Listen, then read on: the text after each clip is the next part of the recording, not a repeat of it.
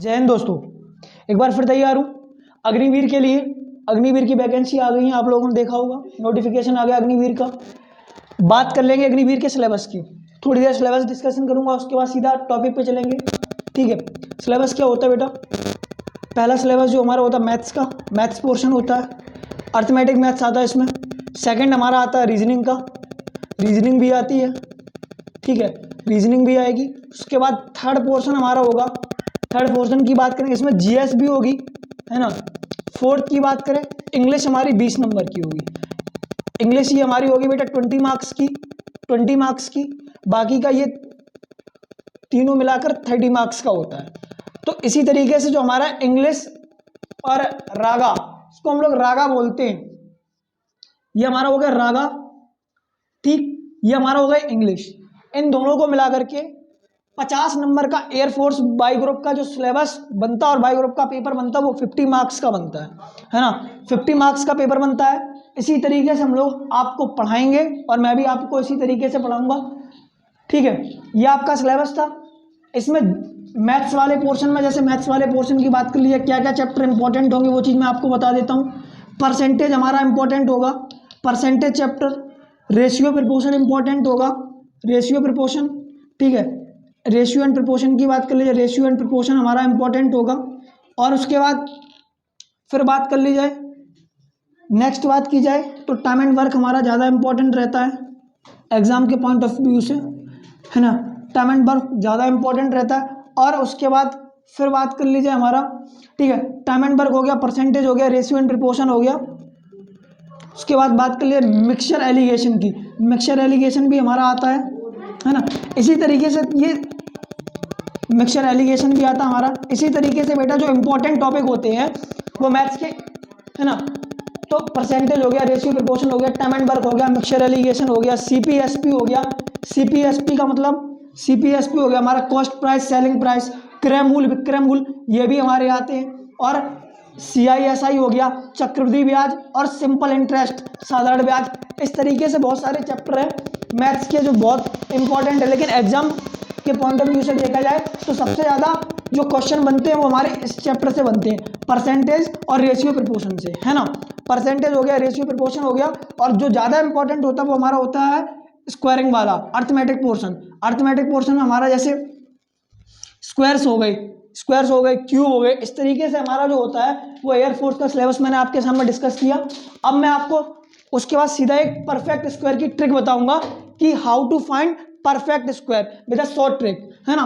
तो चलिए देख लेते हैं परफेक्ट स्क्वायर की, आप लोग भी देखिएगा जो बैठे हैं। ठीक है, देख लो भाई, परफेक्ट स्क्वायर की ट्रिक की बात करेंगे, किस तरीके से परफेक्ट स्क्वायर फाइंड करेंगे। चलो भाई, परफेक्ट स्क्वायर की अगर बात की जाए तो सबसे पहले स्क्वायर की बात करेंगे, वर्ग की बात करेंगे बेटा, किसकी? वर्ग की।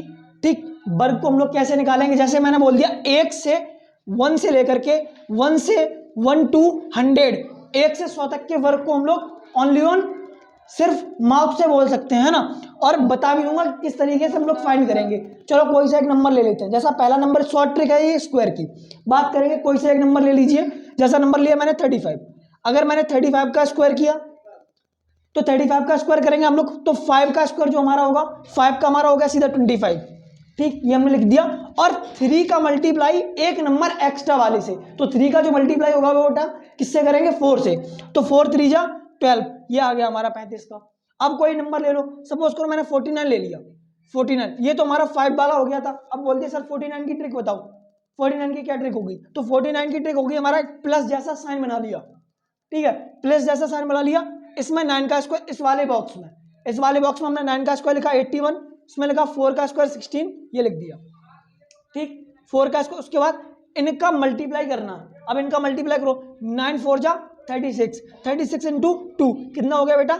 72। इस वाले नंबर के नीचे कुछ नहीं लिखना, क्रॉस का निशान लगा दिया, ये हमने लिख दिया 7। अब इसको हम सॉल्व कर लेते हैं, 1 8 2 0 6 4। अब 6 और 7 को ऐड करेंगे तो 13 हो जाएगा, प्लस कैरी 1 तो ये 14 हो जाएगा, 14 की 4 कैरी 1, ये कितना हो गया? 2401। कोई सा आप नंबर बता दीजिए, कोई सा एक नंबर बताओ भाई, कोई सा एक नंबर बोलो। 59। तो एक नंबर आया 59। अब 59 का हमें स्क्वायर बताना है। अब 59 का जब स्क्वायर बताएंगे तो 59 का देख लो, फिर एक प्लस बना लिया। 9 का स्क्वायर बेटा क्या होता? 81 होता है। ठीक है, 9 का स्क्वायर 81, 5 का स्क्वायर क्या होता? 25। अब 5 का स्क्वायर मैंने 25 लिख दिया। उसके बाद 9 5 जा 45 और 45 इंटू 2 कितना हो गया 90। ठीक, तो ये 90 हमने 0 यहाँ 9 यहाँ। अब इसको सॉल्व कर लो 1 8 9 4 5 2 1 3 कितना आ गया 3 4 8 1। इस तरीके से शॉर्ट ट्रिक है स्क्वायर की, हम लोग स्क्वायर निकालेंगे बहुत जल्दी, ओरली भी निकाल लेंगे। अब बात कर लेते हैं परफेक्ट स्क्वायर की कि एक नंबर दिया हो उसका हम लोग वर्गमूल कैसे निकालेंगे, वो देख लो भाई। वर्गमूल की बात करेंगे परफेक्ट स्क्वायर की, वो भी मैं आपको बताऊंगा अभी कि how to find a perfect square. कितना भी नंबर हो, कितने भी नंबर का हो, ठीक है, वो हम आपको बताएंगे भी परफेक्ट स्क्वायर कैसे निकाले जाए, वो देख लो। परफेक्ट स्क्वायर की अगर बात की जाए, देख लो भाई परफेक्ट स्क्वायर।